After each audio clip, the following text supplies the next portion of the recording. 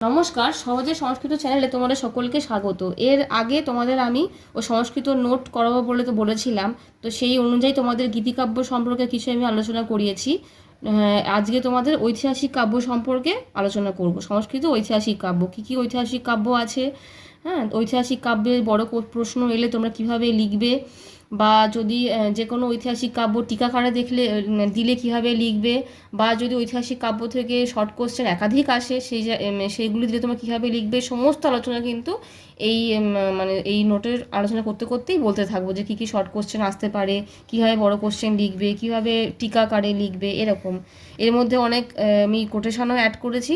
এটা আমি যখন পড়তাম সেই সময়কার নোট, আমার নিজের তৈরি করা, তো সেইখান থেকেই তোমাদের আমি পড়াবো। তোমরা আমার কথাগুলি শুনে শুনে লেখো, আর যদি বুঝতে না পারো পজ করে করে দেখে নেবে। আর যদি আমার এই চ্যানেলটি ভালো লেগে থাকে অবশ্যই চ্যানেলটিকে সাবস্ক্রাইব করে নেবে, আর বেল আইকনটি প্রেস করে অল নোটিফিকেশানটি অন করে দেবে। দেখো, সংস্কৃত সাহিত্যের আলোচনা ও বিশ্লেষণ করলে দেখা যায় যথার্থ ইতিহাস রচনার উপযুক্ত ঐতিহ্য প্রাচীন ভারতে ছিল না। সংস্কৃত সাহিত্যে কাব্য, নাটক, অলঙ্কার, ব্যাকরণ, দর্শন প্রভৃতি শাখা যে পরিমাণে সমৃদ্ধ, সেই তুলনায় ঐতিহাসিক কাব্য সমৃদ্ধি লাভ করেনি। প্রাচীন ভারতের ইতিহাস রচনা সম্পর্কে আলোচনা করতে গিয়ে আধুনিক ঐতিহাসিক পণ্ডিতগণ স্পষ্টই বলেছেন কোটেশনের মধ্যে, ভারতের সভ্যতা ও ইতিহাস প্রাচীনত্বের গৌরবে বিভূষিত। ইতিহাস রচনার ক্ষেত্রে সে গৌরব হতে আমরা বঞ্চিত। প্রাচীন ভারতে ধর্ম, দর্শন, বিজ্ঞান, শিল্পকলা ইত্যাদি ভারতীয় সাহিত্যকে সমৃদ্ধ করিয়াছে, কিন্তু সে যুগে ইতিহাস রচনার পরিধি ছিল সীমাবদ্ধ। দাঁড়িয়ে দিয়ে কোটেশন কমপ্লিট। তাই অধ্যাপক কিথ মন্তব্য করেছেন, ড্যাশ দিয়ে এটা কোটেশন আবার শুরু হবে, ডট ডট দিয়ে, in the whole of the great period of Sanskrit literature, there is not one writer who can be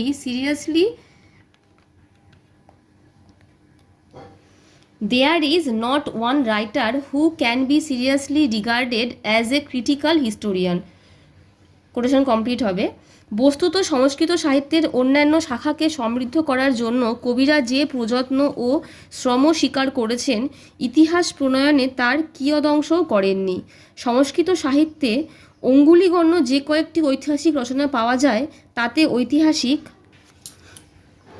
তথ্য অপেক্ষা কাব্যগুণই প্রাধান্য লাভ করেছে।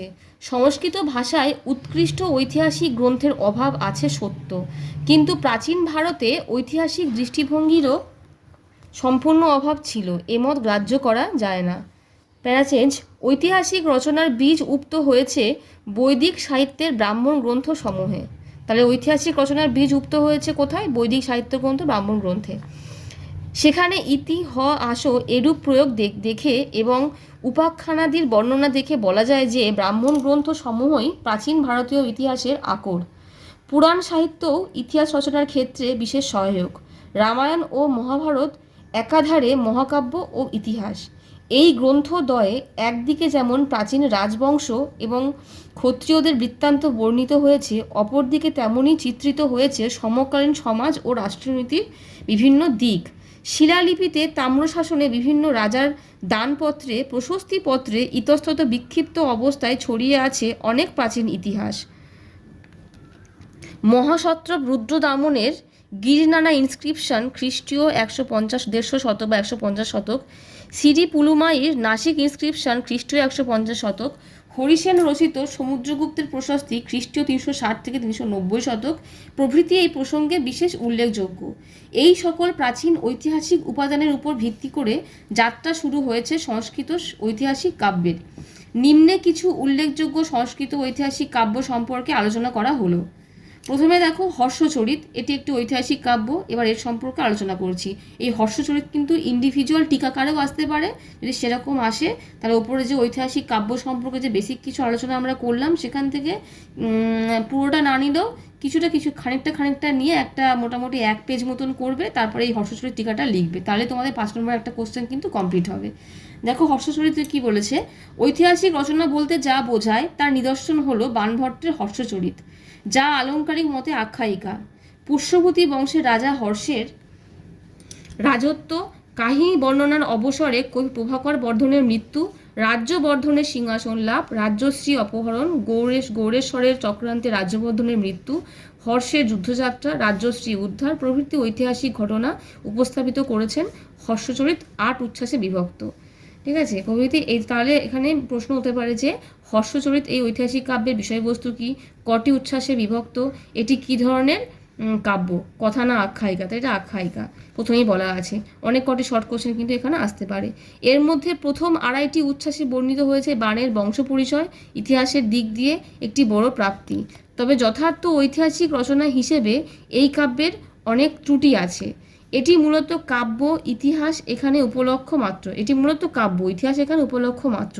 তাই সমালোচক S.K. দে মহোদয় মন্তব্য করেছেন কোটেশনের মধ্যে, the sum total of the story lavishly embellished as it is, is no more than an incident in Harsha's career, and it cannot be said that the picture is either full or satisfactory from the historical point of view. তবুও ইতিহাসের পটভূমিতে রচিত গদ্যশিল্পে অলঙ্কৃত এই গ্রন্থটি ঐতিহাসিক কাব্যের আসনে কিছুটা প্রতিষ্ঠিত। তাহলে হর্ষচরিত টিকাকারে যদি আসে, তোমরা এটা লিখবে, প্রথমে কিছু বেসিক আলোচনা করে এটা লিখবে। এর মধ্যে কিছু শর্ট কোশ্চেনও আছে, সেগুলো তোমাদের আমি বলে দিলাম, সেগুলো তোমরা খাতায় কিন্তু আলাদা করে নোট করতে থাকবে।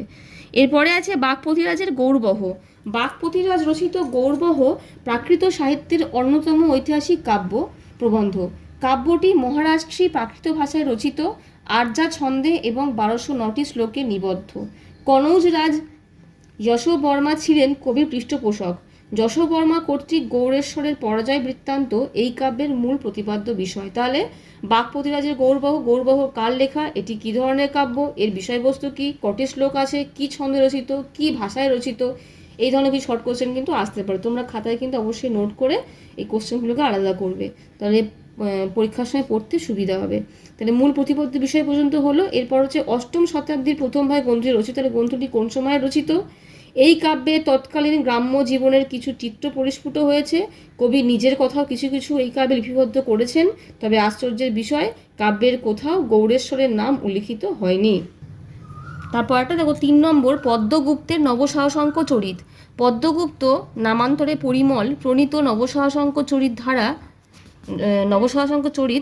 ধারা নগরীর অধিপতি মহারাজ মুঞ্জের জীবনী অবলম্বনে রচিত আর একটি উল্লেখযোগ্য ঐতিহাসিক কাব্য। কবি ছিলেন পরমার রাজবংশীয় নরপতি মুঞ্জের সভাকবি। এই মুঞ্জেরই আর এক নাম নবসাহসাঙ্ক। 1005 খ্রিস্টাব্দে ধারাধিপতি নবসাহসাঙ্কের রাজত্বকালে গ্রন্থটি রচিত হয়। বিভিন্ন ঘটনা স্রোতের মধ্য দিয়ে 18 সর্গে সমাপ্ত। এই কাব্যের মূল আখ্যান হল সিন্ধুরাজ ও পিশুপাল নাগের কন্যা শশীপ্রভার প্রণয় ও বিবাহ। কাব্যটি 18 সর্গে রচিত। নবসাহসাঙ্কের রাজত্বকালের কিছু তথ্য এই কাব্য থেকে পাওয়া যায়। ইতিহাসের সঙ্গে কাব্যগুণ যুক্ত হওয়ায় বিদ্বৎ সমাজে গ্রন্থটি বিশেষ সমাদর লাভ করেছে। তাহলে দেখো, নবসাহসাঙ্ক চরিত কার লেখা, কোন সময়ের রচনা, কী বিষয়বস্তু, এটি কী ধরনের কাব্য। ঠিক আছে, এই ছোটো ছোটো কোশ্চেন কিন্তু এখান থেকে আসতে পারে। তাহলে এই পর্যন্তই থাক। ঐতিহাসিক কাব্য আরও কিছু আছে এবং ঐতিহাসিক কাব্য সম্পর্কে আরও কিছু কোশ্চেনও আছে, এর পরপর সেগুলো করাবো। আর যে শর্ট কোশ্চেনগুলো বললাম টিকাকারে কিন্তু আসতে পারে, সেগুলো পড়ে রাখবে। আর এর পরের অংশগুলি এর পরে আসতে থাকবে। তোমাদের যদি চ্যানেলটি ভালো লেগে থাকে, ভিডিওগুলি ভালো লেগে থাকে, অবশ্যই সাবস্ক্রাইব করে নেবে এবং বন্ধুদের মধ্যে শেয়ার করবে।